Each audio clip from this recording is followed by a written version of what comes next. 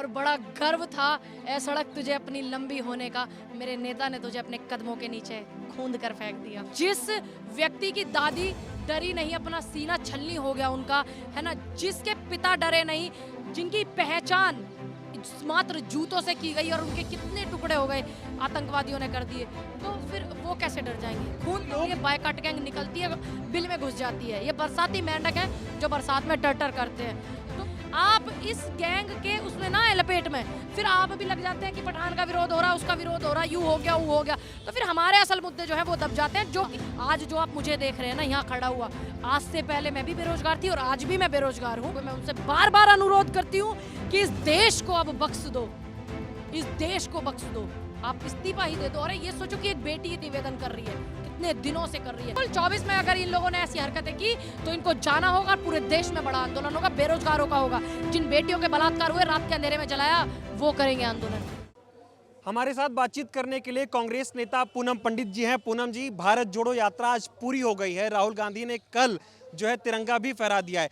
क्या लगता है कि जो जिस लक्ष्य को लेकर राहुल गांधी निकले थे कि नफरत खत्म करेंगे, मोहब्बत की दुकान खोलेंगे, लक्ष्य पूरा होता हुआ नजर आया? देखिए, बिल्कुल लोगों ने बहुत प्यार आशीर्वाद मेरे नेता को दिया और बड़ा गर्व था ए सड़क तुझे अपनी लंबी होने का, मेरे नेता ने तुझे अपने कदमों के नीचे खूंद कर फेंक दिया।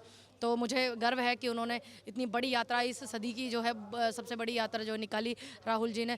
और आने वाले समय में अभी चुनौतियां ख़त्म नहीं हुई हैं। मैं ये कहना चाहूँगी कि अभी चुनौतियां ख़त्म नहीं हुई, अभी राहुल गांधी जी को और ज़्यादा लड़ना है इस तानाशाह सरकार के खिलाफ, महंगाई के खिलाफ, बेरोजगारी के खिलाफ, बेटियों के बलात्कार हो जाते हैं उसके खिलाफ। अभी बहुत लड़ाई बाकी है और उनको बहुत सारा जो है जनता का प्यार मिला और वो, मुझे उम्मीद है अपने नेता पर कि वो लड़ेंगे। और मुझे पता है कि वो राजीव गांधी के बेटे हैं, वो इंदिरा जी के पोते हैं, तो वो जीतेंगे भी। इस जनता की लड़ाई को हमेशा से गांधी परिवार ने जीता है जनता के हित के लिए, और वो फिर जीतेंगे। लेकिन यात्रा में कई मुश्किलें आई, कई तरह के सवाल राहुल गांधी पर खड़े किए गए, चाहे वो कपड़ों पर हो या फिर जातिगत तरीके से उसमें भी चीजें की गई। आती है तो इन चीजों से हम नहीं डरने वाले।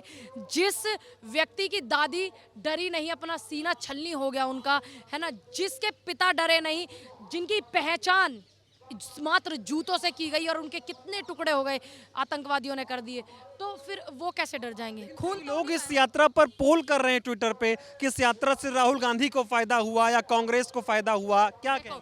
जिनके पास मुद्दे नहीं होते, हम मुद्दे लेकर के यात्रा निकले थे मेरे नेता, हम वही मुद्दे आपको मैंने बताया जो जनता के मुद्दे। जिनके पास मुद्दे नहीं होते, मुद्दों से भटकाने के लिए ये ट्रोलिंग जो करते हैं, जिनकी दाल रोटी इसी से खाते हैं, जो बायकाट करने में लग जाते हैं, जो जनता को मूल अधिकारों से वंचित कराते हैं, तो ये ऐसे लोग हैं।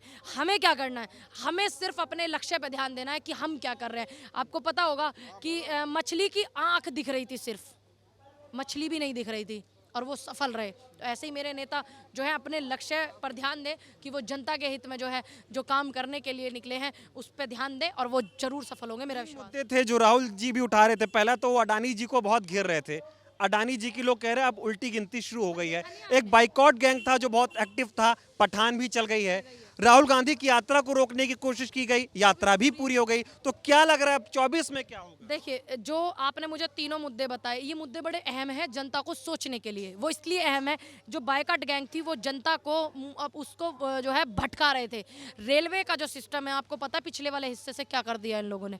आपको पता होगा कितने सारे पद खाली पड़े हैं, बेरोजगारी, इन सब मुद्दों को ढकने के लिए बायकाट गैंग निकलती है, बिल में घुस जाती है। ये बरसाती मेंढक है जो बरसात में टर करते हैं। तो ऐसे ही जो मुद्दे हैं, मेरा तमाम उन चैनल वालों से अनुरोध है जो जनता के असल मुद्दों को दिखाते हैं, जनता के लिए आवाज़ उठवाते हैं, लोगों को दिखाते हैं उनकी परेशानियां। आप इस गैंग के उसमें ना लपेट में फिर आप भी लग जाते हैं कि पठान का विरोध हो रहा है, उसका विरोध हो रहा है, यूँ हो गया वो हो गया, तो फिर हमारे असल मुद्दे जो है वो दब जाते हैं, जो कि इसमें ये लोग सफल हो जाते हैं। फिर तो हमें जो हमारे मुद्दे हैं वही उठाने, जो हमारे शिक्षा है, स्वास्थ्य सुविधाएं हैं, महंगाई है, तमाम मुद्दे हमें हमेशा उठा करके रखने हैं। हम बोझ ढो रहे हैं युवा बेरोजगारी का। आज जो आप मुझे देख रहे हैं ना यहाँ खड़ा हुआ, आज से पहले मैं भी बेरोजगार थी और आज भी मैं बेरोजगार हूँ। अपने घर पे थोड़ा बहुत काम कर लेती हूँ, सिलाई मशीन कर लेती हूँ, है ना। तो मैं आंदोलन में क्यों गई? क्योंकि बेरोजगार थे, परेशान थे, किसान परिवार से थे, तो आप जीती जागती चीज़ें देख रहे हैं। पूनम जी, आप ये मानेंगे इस देश में बेरोजगारी भले ही कितना भी बड़ा मुद्दा हो, भ्रष्टाचार हो, अडानी जी का विषय हो, लेकिन कहीं ना कहीं लोगों को हिंदू मुस्लिम में झोंकने में बीजेपी कामयाब हो जाती है। कांग्रेस इससे कैसे लड़ेगी? देखिए, ये सिर्फ कांग्रेस की लड़ाई नहीं है, ये लड़ाई पूरे देश की है कि जो आप मुद्दों में भटक जाते हैं हिंदू मुस्लिम के चक्कर में। हमें है ना इस देश में शांति चाहिए, हमें भाईचारा चाहिए, हमें प्रेम चाहिए, हमें शिक्षा चाहिए, हमें हॉस्पिटल अच्छे चाहिए, हमें संस्थाएं चाहिए, हमें देश में राष्ट्रीयकरण चाहिए, निजीकरण नहीं चाहिए। ये मुद्दे सिर्फ कांग्रेस में ही नहीं। बीजेपी कह रही निजीकरण में आपत्ति क्या है? देखिए, ये सिर्फ मैं बताऊंगी अभी एग्जाम्पल दे करके कि क्या आपत्ति है। सिर्फ ये मुद्दे कांग्रेस के ही नहीं है, ये कांग्रेस ही नहीं चाहती, जनता के मुद्दे हैं, ये जनता की बात चल रही है यहाँ पर। और आप कह रहे हैं कि निजीकरण में दिक्कत क्या है। 12,000 के आसपास स्कूल बंद हो गए मध्य प्रदेश में, 10-12 हज़ार हरियाणा में बंद हो गए। क्यों? कि अभी इनमें जो है, जो हमारी बहनें पेपर पास करके आती है, सरकारी टीचर जो लगती है, प्राइमरी में लगती हैं, तो उसमें क्या कह देंगे, देखो बच्चे ही नहीं आ रहे हैं और क्या बोलते हैं, इस पर ताला लगा दो, अब ये भर्ती भी हटा दो, है। फिर उनको वो अपने हिसाब से उनको निजीकरण कर देंगे, अपने हिसाब से मॉडिफाई करेंगे। हरियाणा में ये आपको पता होगा कि जब आपके बच्चे प्राइवेट स्कूल में पढ़ेंगे तो आपको 500 रुपये मिलेंगे, जब सरकारी में मिलेंगे तो आपको 500 देने होंगे, 1000। ठीक, तो आदमी कहाँ भेजेगा बच्चे? प्राइवेट में भेजेगा ना। लालच, जैसे जियो का डाटा पहले फ्री आया था और अब वो कितने में रिचार्ज होता है, 500 कुछ रुपए में होता है, और 28 दिन का महीना भी 31-30 दिन का होता था, वो 2 दिन भी 3 दिन कम कर दिया। अब जो है बच्चे कहाँ पढ़ाओगे आप? प्राइमरी स्कूल में, प्राइवेट स्कूल में। फिर कुछ दिन बाद अपनी सहूलियत से ये आपके बच्चों को नहीं पढ़ाएंगे फ्री में, साफ बोल देंगे कि नहीं पढ़ाएंगे। फिर जब सरकारी स्कूल बंद हो जाएंगे, प्राइवेट रहेंगे और प्राइवेटाइजेशन ये कर देंगे, तो आपकी मजबूरी हो जाएगी अपने बच्चों को इनकी मुंह मांगी फीस में पढ़ाना। आप तो पढ़ा लेंगे, कपड़ों से भी ठीक ठाक लग रहे हो, आप लग रहे हो ठीक ठाक भाई, पढ़ा लोगे, लेकिन गरीब नहीं पढ़ाएगा। तो एक ही तबका होगा क्या इस देश में पढ़ा लिखा, अमीर का? क्या गरीब नहीं पढ़ेगा? तो ये दुर्भाग्य है, ये हमें समस्या है निजीकरण से, ये हमें तकलीफ है। और अपने गोदामों में भर भर के सरकार की फसल को, और फिर ये क्या करेंगे, अपनी मर्जी से उसी फसल को बेचेंगे। एक भुट्टा जो होता है ना, आप स्वीट कॉर्न ले लो, मक्का का रेट उठा लो, ठीक, और स्वीट कॉर्न इतना सा आता भाई 60 रुपए में, देखा है ना। तो ये तकलीफ हमें निजीकरण से है। अडानी जी की उल्टी गिनती शुरू हो गई, मोदी जी की कब शुरू होनी है? देखिए, ये जनता है, देश के प्रधानमंत्री हैं, वो संवैधानिक पद पे है, मैं उनकी सम्मान करते हुए, कदर करते हुए, मैं उनसे बार बार अनुरोध करती हूँ कि इस देश को अब बख्श दो, इस देश को बख्श दो, आप इस्तीफा ही दे दो। अरे ये सोचो कि एक बेटी निवेदन कर रही है, कितने दिनों से कर रही है, और जिस दिन उनकी माताजी का जो है स्वर्गवास हुआ था और उनका जो है अंतिम संस्कार किया जा रहा था, मैं नमन करती हूँ उनकी माताजी को कि ऐसे जो है हमारे देश को उन्होंने प्रधानमंत्री दिए, ऐसे बेटे को जन्म दिया उन्होंने कि पूरी जनता जो है, उन्होंने पूरा एक तरफ जो है पूरी जनता को दुखी कर रखा है। मैं उनको भी नमन करती हूँ। तो मैंने स्पेशल ट्वीट किया, मैंने लिखा, मेरे देश के प्रधानमंत्री नरेंद्र मोदी जी की माताजी का स्वर्गवास हो गया, परमात्मा उनको श्री चरणों में जगह दे। और मैं मोदी जी से निवेदन करती हूँ कि 18 घंटे काम ना करके अपनी माताजी को पूरा समय देकर के उनका अंतिम संस्कार कराएं। आपकी शुभचिंतक पूनम पंडित, मैंने ये लिखा। तो इसमें कुछ गलत तो नहीं है?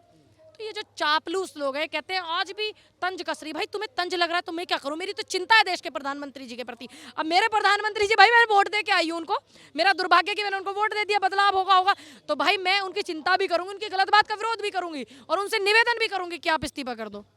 अभी लोग एक और आरोप लगा रहे हैं कि यात्रा खत्म हो गई, अब राहुल गांधी जी को जो इमेज बनानी थी कांग्रेस को बना ली, अब फिर घर बैठ जाएंगे। नहीं, अभी लड़ाई बहुत ज्यादा है, ये लोगों का काम है बकवास करने का।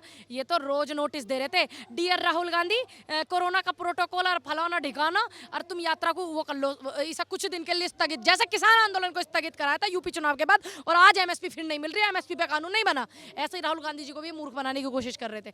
अब नतीजा क्या हुआ? यात्रा नहीं रुकी। मेरे नेता ने ठाना हुआ था कि चाहे मुझे अकेले ही झंडा फहराना है, लेकिन फहराना, और आज जब ठान लेते हैं तो वो काम जरूर होता है। सुनने में आ रहा है किसान फिर से लड़ाई लड़ने वाले। बिल्कुल, 24 में अगर इन लोगों ने ऐसी हरकतें की तो इनको जाना होगा, पूरे देश में बड़ा आंदोलन होगा, बेरोजगारों का होगा। जिन बेटियों के बलात्कार हुए, रात के अंधेरे में जलाया, वो करेंगे आंदोलन। मजदूर करेगा, किसान करेगा, बेरोजगार युवा करेगा, सब करेंगे बिल्कुल। प्रधानमंत्री बनेगा राहुल जी 24 में? देखिए, हमारी जो जनता में, आप पार्टी के प्रति मेरे से सवाल पूछ रहे हो तो मैं जवाब दूंगी कि मेरे नेता ने बहुत मेहनत की है, और हम कैसे कह सकते हैं कि वो अच्छे नेता नहीं है, अच्छे प्रधानमंत्री बनने के लायक नहीं कह सकते ना। हम उन्हें एक मौका देंगे, हम उन्हें जिताएंगे, उनके लिए मेहनत करेंगे, और 2024 में हम उनको प्रधानमंत्री बनाएंगे। ये हम कह रहे हैं, हम उनके लिए मेहनत करेंगे, हमारे नेता हैं, हम उनके लिए मेहनत करेंगे। बहुत बहुत धन्यवाद, थैंक यू।